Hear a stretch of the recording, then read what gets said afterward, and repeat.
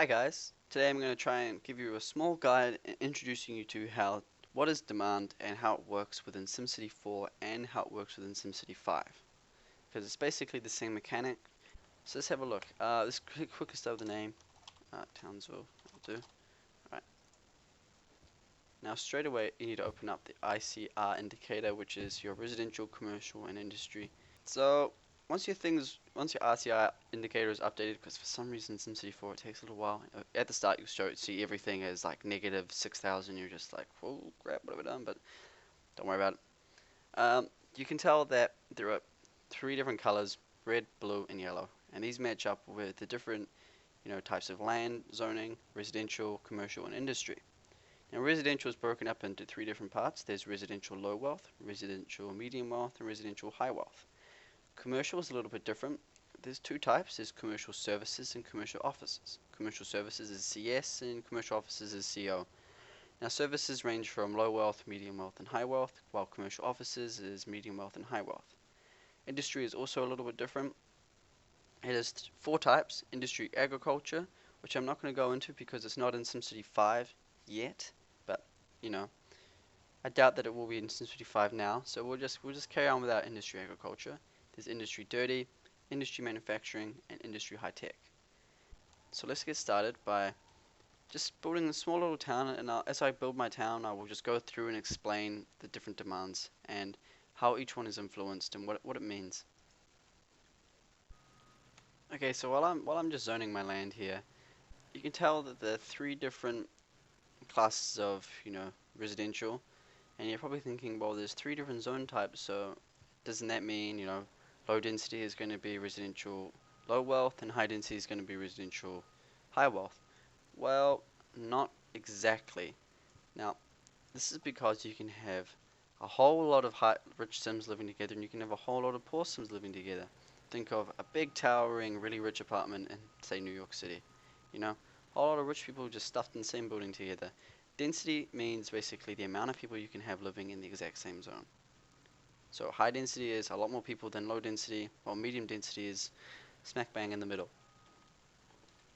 Now the only time this differentiates is when you start talking about the commercial buildings and the industry buildings, where the zoning here basically, for industry specifically, is there's a certain zone for agriculture, but for industry, dirty, medium, and high tech, it's basically the number of those kind of buildings you get together in the same zone. The kind of thing is, though, is that it costs more to zone high density than it does medium or low. So if you want to put as many people as you can in your city, high density is the way to go. The catch side is it costs a little bit more to put all. So you can tell that by looking at this graph here that the green and blue bars and the yellow bars are positive, while the little commercial offices high wealth is beneath the zero mark, which means I have negative demand for it.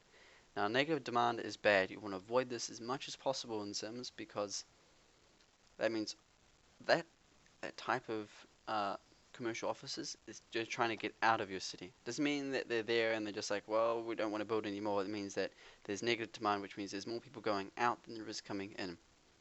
In this case, there's a lot more people going out. There's absolutely no demand for commercial offices at all. So even if you had an existing commercial office building, you would see that building deteriorate and then empty. So you'd want to try and figure out why that is. It may be an education thing, it might just be an air pollution thing. So many different things that can cause it. In this case, because I'm connected to a big city that I built previously, I probably have no clue whatsoever what it is. It might be because there's a whole lot of them in that city, or the education levels in the city neighboring me isn't high enough to support commercial offices high wealth. Now initially when you start the game, there's going to be demand for residential low wealth, industrial agriculture is going to be through the roof, industrial dirty is going to be up there, and maybe some commercial services low wealth as well. Now in this game, the different industries influence the demand on the residential, because only certain classes of people are going to be working at certain areas. I know that's a little nasty to say, but the reality is in this game that's how they work it out. Whereas low wealth people are going to be working in the dirty factories, while the high wealth people are going to be working in commercial offices and maybe some industrial high tech because they have the education. I think that's nasty. That's kind of how it works in the real life as well. So when you start off, just zoning residential and industrial dirty is going to be good, because the dirty is going to reinforce there's definitely going to be enough residential people to work for the industrial dirty. So the demand for that's going to go up, and the demand for residential low wealth is going to go up. The problem is you need to focus on education as well, so you're not just stuck in a cycle where you're zoning industrial dirty, you're zoning residential to give the industrial jobs, you zone more industrial dirty because there's more demand for it, and then you just keep going on with the cycle where you have a whole lot of low wealth residential people and a whole lot of a dirty industry just all around your city, and that's going to be really bad for traffic and air pollution. So you're going to want to think of different ways you can get around it, and the biggest way really is education. So that's why it's really important to work on that as well. Education will, bring in more high wealth sims. It will definitely open up the high wealth commercial services, and it'll definitely open up commercial offices.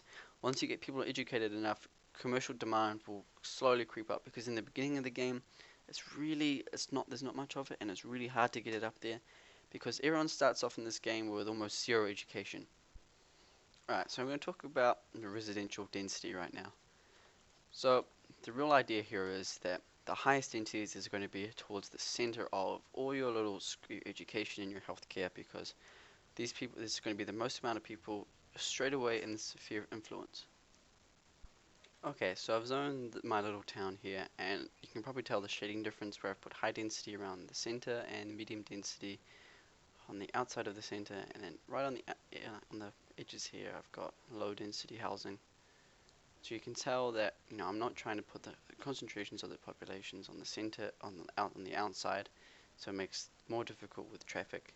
Everything's in the center where everything's in a walkable distance, and most people live there. Okay, so as I mentioned before, with industry there's a few different zoning rules that apply, because it has a specific zone for agriculture. Now you can tell there's the three types. There's agricultural zone, medium density industry, and high density industry.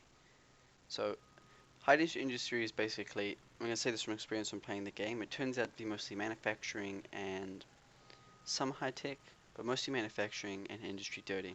So early on in the game, when you have high demand for industry dirty, it's a good way to concentrate the jobs. You don't have to zone vast areas of medium density industry, but on the flip side is you're going to get a whole lot of really high concentrated air pollution just being pumped right out of that place. So that is something to consider when you zone it. So if you have the demand for industry dirty, more than demand for manufacturing and high tech, I would say zone medium density. Now I've already touched on the commercial zoning.